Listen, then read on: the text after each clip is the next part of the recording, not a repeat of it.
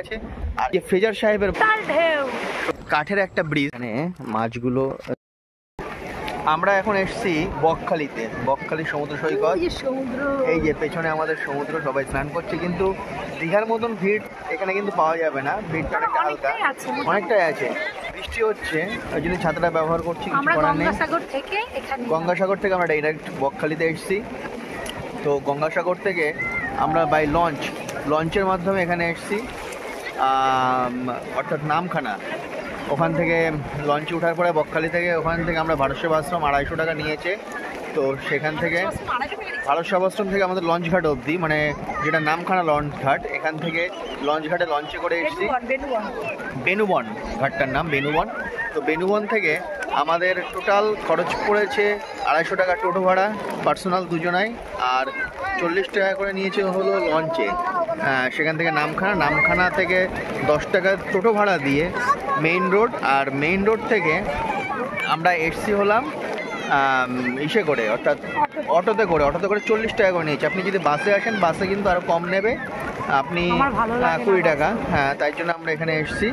তো সেই ক্ষেত্রে এইখানে এসে এখন পৌঁছেছি বকখালিতে। বকখালি সমুদ্রটা অনেক দূরে থাকে, বাট আমরা আজকে বৃষ্টির জন্য এসেছি, তার জন্যে দূরত্বটা অনেক কম, কারণ কাছাকাছি এই যে সমুদ্রের কাছাকাছি চলে এসছে। এখন এখান থেকে সাইট সিন করবো। সাইট সিনের জন্য কত খরচ পড়ে সেটা দেখবো। থাকবো না আজকে, আবার বেরিয়ে যাবো, কারণ আমরা কালকে এসেছি। আপনারা চাইলে নামখানা স্টেশনে নেমে স্টেশন থেকেও কিন্তু টোটো পাওয়া যায়, টোটো আসা যায় না তা নয়, খরচটা একটু বেশি পড়ে। আর টোটো বা অটো আপনি যাই নেন না কেন, আপনি কিন্তু স্টেশন থেকে নেবেন। স্টেশন থেকে একটু হেঁটে মেইন রাস্তায় আসবেন, 1 থেকে 1.5 মিনিট, বড় জোর 2 মিনিট হাঁটতে হবে। হেঁটে মেইন রাস্তায় এসে সেখান থেকে আপনারা অটো নেবেন, নিয়ে চলে আসবেন বকখালি। তারপরে এক্সপ্লোর করুন আপনার মতন। 1 দিন থাকুন, 2 দিন থাকুন। বকখালি খুব ভালো জায়গা, নিরিবিলি, একটু মানুষজন কম, তবুও ঠিক আছে। আমরা এই হেনরিজ আইল্যান্ডে এখন ফার্স্ট সাইট সিনে প্রবেশ করলাম বকখালি এসে। তো আমাদের যাকে নিয়ে এসছি সঙ্গে, তাকে 250 টাকা দিতে হবে, টোটোতে 4টে সাইট সিন করাবে। আর প্রথম প্লেস হেনরিজ আইল্যান্ড, এখানে প্রবেশ মূল্য 10 টাকা করে লাগবে। আর টোটো নিয়ে আপনি ভেতরে যেহেতু প্রবেশ করবেন, টোটোর জন্য 10 টাকা, মানে পার হেড 10 টাকা, আর টোটোর জন্য 10 টাকা। আমরা 3 জন, অর্থাৎ 2 জন আর টোটো, মোট 30 টাকা এখানে নিল আমাদেরকে প্রবেশ মূল্য। আমরা এসছি হেনরিজ আইল্যান্ডের মধ্যে। এই আইল্যান্ডটা হলো যেখানে প্রবেশ মূল্য 10 টাকা করে নেবে, আর টোটোর সঙ্গে তো অবশ্যই আনবেন, নাহলে এই যে এরকম ঢালাই রাস্তা দিয়ে আপনি টোটো করে ঘুরবেন। তো শুধু ঘোরা, আর 162টা টোটাল এরকম প্রচুর জায়গায় ভেড়ি করা আছে। এটা গভর্নমেন্টের, কিন্তু এটা ওয়েস্ট বেঙ্গল সরকারের। আর পাশ থেকে এইরকমই জঙ্গল ঘেরা রাস্তা। আমরা এই টোটো দাদার সঙ্গে এসেছি। আর এর মধ্যে সুন্দর থাকার ব্যবস্থা আছে, অর্থাৎ হোটেল, রিসোর্ট এরকম টাইপের আছে। আপনি চাইলে এখানে ওয়েবসাইট থেকে বুক করে, গভর্নমেন্ট ওয়েবসাইট থেকে বুক করে আসতে পারেন, তাহলে এসেও অফিসে যোগাযোগ করে আপনি বুক নিয়ে নিতে পারেন। মোটামুটি ফাঁকায় থাকায়, ওই দেখেন ওই কটেজগুলো, মানে এরকমভাবে সুন্দর করা, প্রত্যেকটা ভেড়ির পাশে এরকমভাবে ঘুরতে পারেন। আর সাগরের আওয়াজটা কিন্তু কানে আসছে, পাশেই কিন্তু সাগর। আমরা এই পথ দিয়ে এখন যাব, বৃষ্টি ভেজা, খুব সুন্দর লাগছে। চলুন হেনরিজ আইল্যান্ডে আরও যদি নতুন কিছু থাকে তাহলে দেখাবো, আর সঙ্গে আরও 3টে স্পট বাকি আছে। এই যে হেনরি আইল্যান্ডে আসলাম, দুপাশ থেকে কিন্তু এরকম বন, আর আমরা মাঝখান থেকে এই যে এরকমভাবে হেঁটে যাচ্ছি, মানে কাঠের একটা ব্রিজ, এই কাঠের ব্রিজ থেকে আমরা হেঁটে যাচ্ছি। ছোট্ট গুড়ি বৃষ্টি হচ্ছে। দেখো পিছনটা জঙ্গল, এত সুন্দর লাগছে, মানে বলে বোঝাবো না। এই দেখেন এই কাঠের ব্রিজ থেকে আমরা এখন হেঁটে সমুদ্র কিনারায়, অর্থাৎ সমুদ্র তটায় যাবো। সত্যিই ভালো লাগছে। ম্যানগ্রোভ অরণ্যের মাঝখান থেকে আমরা যাচ্ছি। ওই যে ও কিন্তু ম্যানগ্রোভ অরণ্য এখন একটু টেনে ধরেছে, একটা অন্যরকম ফিলিংস। মানে আমাদের এখানে তো ঠিক এরকম গাছ দেখা যায় না, তাই জন্যই যাচ্ছি। কিন্তু এই সাইট সিনটা করে সত্যিই একটা মনের মধ্যে ভালো লাগছে। বকখালি এসে কিন্তু আপনারা অবশ্যই বলবো একটু সাইট সিনটা একটু করবেন, কিন্তু দাম দর করে নেবেন। অটো বেশি টাকা লাগবে না, 250 টাকা নিল আমার কাছ থেকে, 300 টাকা বলেছিল। দাম দর করলে হয়তো আরও কমতো না, কিন্তু বৃষ্টি বাদলের দিন আমি দেখলাম ঠিক আছে চলুন একটু ঘুরেই আসি। সমুদ্রের যে ঢেউটা কানে আসছে, এই যে রাস্তাটা দিয়ে যাচ্ছি, আমাদের ওই 162টা যে ভেড়ি আছে তার মধ্যে দিয়ে নিয়ে আসলো। রাস্তাটা খুব সুন্দর, আর এখন এই পথ দিয়ে হেঁটে যাচ্ছি আমি পুরো সমুদ্রের ধার অর্থাৎ কিনারে। জায়গাটা অসম্ভব সুন্দর। চলুন সমুদ্রের পাড়ে গিয়ে দেখি। আমরা এখন হেনরি আইল্যান্ড, ওই যে সমুদ্র, এই যে পেছনে সমুদ্র, উত্তাল ঢেউ, সত্যি উত্তাল ঢেউ, মানে এত পরিমাণে ঢেউ, আর ঢেউয়ের আওয়াজটা মানে দীঘাপুরি যে ফিলিংসটা এখানেও কিন্তু আমরা সেই ফিলিংসে পাচ্ছি। মানুষজন কম, নতুন নতুন হয়েছে আর মানুষজন কম, একটু স্নান তো করবে না, এই যে দূরে দূরে কয়েকদিন করে পেছনে আসছে, করলেও করতে পারে, কিন্তু এখানে যাদের হোটেল আছে তারাই করতে পারবে, কারণ চেঞ্জিং রুম নেই কিন্তু এখানে। এটাই এখানে সবচেয়ে, এখানে যদি ভেতরে হোটেল নেন অর্থাৎ এই রিসোর্টগুলো ছোট ছোট সেখানে যদি থাকেন তাহলে ঠিক আছে, না হলে কিন্তু ঠিক নেই। আরেকটা বলি, এখানে কিন্তু গার্ড আছে, এই না যে আপনি একা, শুধু ওই জঙ্গলের মধ্যে যে রাস্তাটা সেখান থেকে আপনি একা আসলেন, কিন্তু আসার পরে এখানে এই টোং করা আছে, তো এই টোঙের মধ্যে কিন্তু গার্ড রাখা আছে, সব সময় থাকছেন।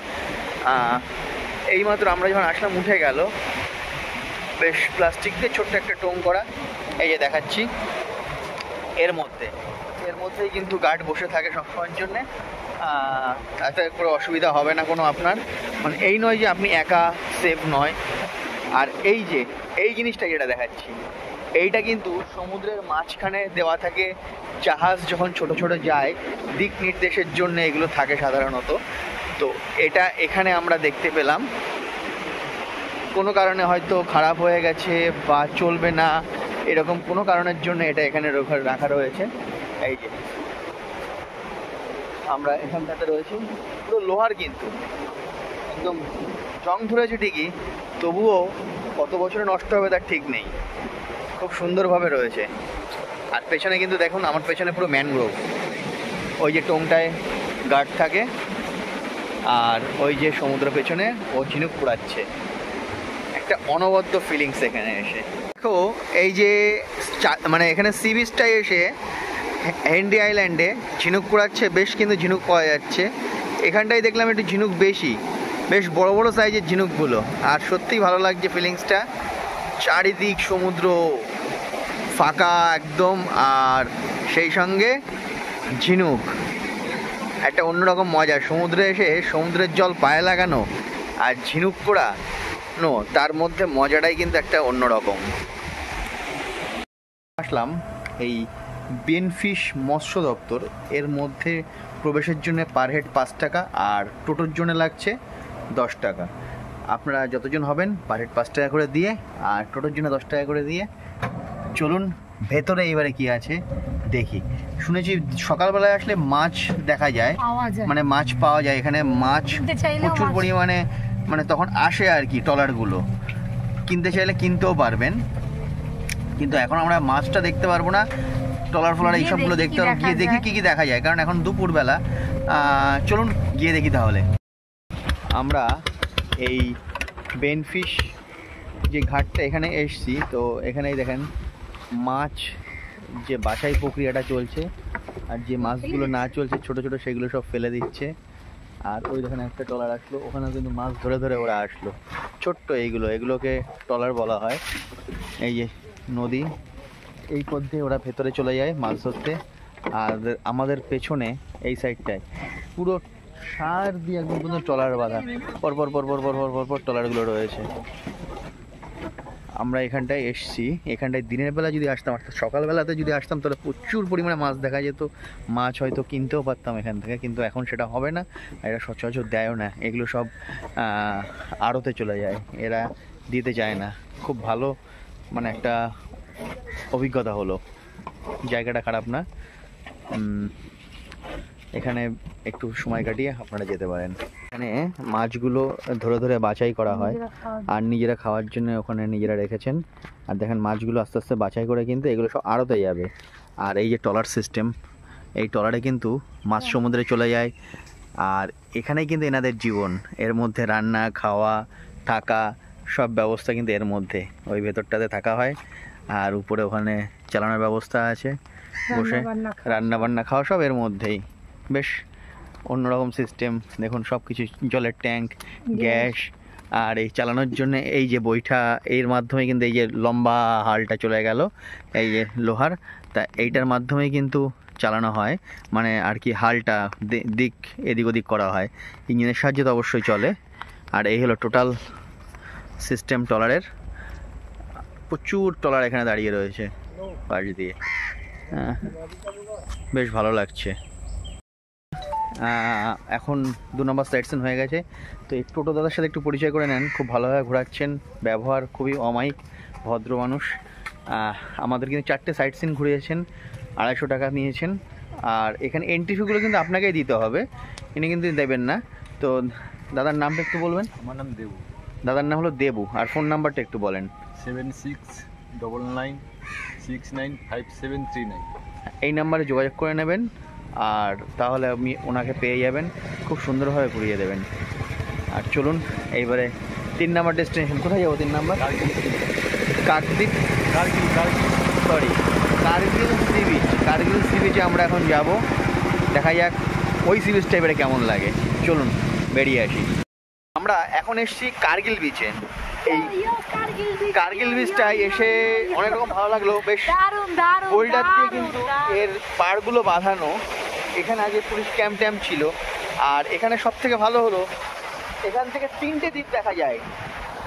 আমার ঠিক এই সোজাসুজি জম্বুদ্বীপ, এই জম্বুদ্বীপ থেকে এই যে জম্বুদ্বীপের এই সোজাসুজি, আমার ঠিক এখন এই সোজাসুজি হলো গঙ্গাসাগর।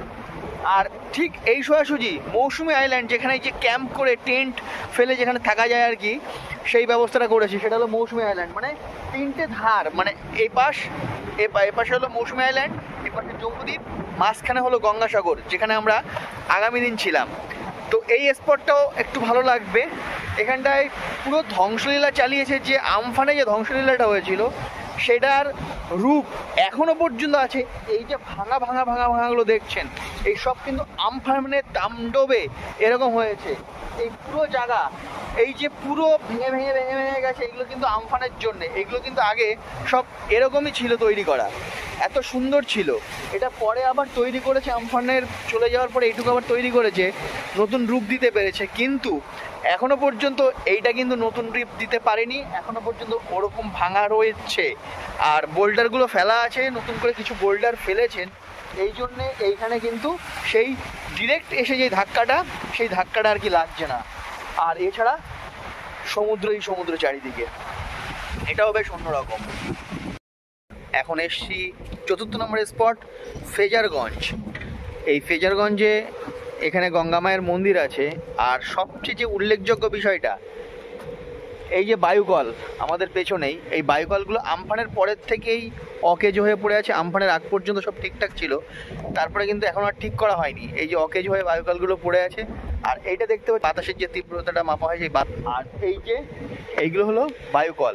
আর একটা জিনিস, এই যে ফেজার সাহেবের বাংলো আমার পেছনে পড়ে আছে, এটা হলো ফেজার সাহেবের বাংলো, সেই ব্রিটিশ আমলের ফেজার সাহেবের বাংলোটা কিন্তু এখন সেই ধ্বংসাবশেষ, আর কিছুই নেই বলতে গেলে, পড়ে আছে। আর নতুন করে এই পাড়গুলো বাঁধাচ্ছে, মাটি এই ডেজার মেশিনগুলো দিয়ে মাটিগুলো কাটছে, কেটে পাড়গুলো বাঁধাচ্ছে, বলতে মাটি দিয়ে বাঁধাচ্ছে, জানি না পরে পাকা করবে কি না। উপরে একটা ত্রিপল মতন দেওয়া আছে। আর বৃষ্টি হচ্ছে তো একটু সাবধানে যেতে হচ্ছে। তো ঢেউয়ে জানি না ওগুলো কিভাবে থাকবে বা কতদিন থাকবে। কিন্তু এই ফেজার সাহেবের যে বাংলোটা, এইটা আমি দেখাচ্ছি এখান থেকে। দেখুন এই যে ফেজার সাহেবের বাংলো, যে পুরো ধ্বংসাবশেষ, পুরো ছিন্ন বিচূর্ণ। আর উপরে কিন্তু রয়েছে কি, উপরে কিন্তু বটগাছ, বিভিন্ন রকম আগাছা হয়ে গেছে। আপনারা যদি বকখালি যান তো নামখানা স্টেশনে নামবেন। নামখানা স্টেশন থেকে আপনারা সামান্য একটু পায়ে হেঁটে মেইন রোডে আসবেন। ওখান থেকে টোটো চলে, কিন্তু সবচেয়ে পায়ে হেঁটে 2-3 মিনিট লাগবে। কারণ এখান থেকে যদি আপনি অটো ধরেন, তাহলে অটো ভাড়া 40 টাকা করে নেবে, পুরো একদম বকখালি থেকে নামাবে। আর যদি স্টেশন থেকে ওখান থেকে টোটো ধরেন, তাহলে ওখান থেকে কিন্তু 70 টাকা ভাড়া নেবে। হ্যাঁ, ভাড়াটা একটু ওখান থেকে বেশি। আপনি 2 মিনিট হাঁটলেই কিন্তু ভাড়াটা অনেকটাই কমে গেল। এইবারে বকখালি গিয়ে আপনি ওখানে রুম নেন, থাকেন, বা দিনের দিন ঘুরে চলে আসেন সাইট সিন করে, সেটা আপনারা ব্যাপার। খুব সুন্দর। হ্যাঁ, ঘুরে আসা যেতেই পারে, 1-2 দিনের ছুটিতে বকখালি ঘুরে আসতেই পারেন। আর ট্রেনে করে তো শিয়ালদা থেকে একদম নামখানা নামখানা। বা লক্ষ্মীকান্তপুর, তারপরে নামখানা। ঠিক আছে, ডিরেক্ট ট্রেন না পেলে লিঙ্ক ওখান থেকেই আপনারা অনায়াসে চলে আসতে পারেন।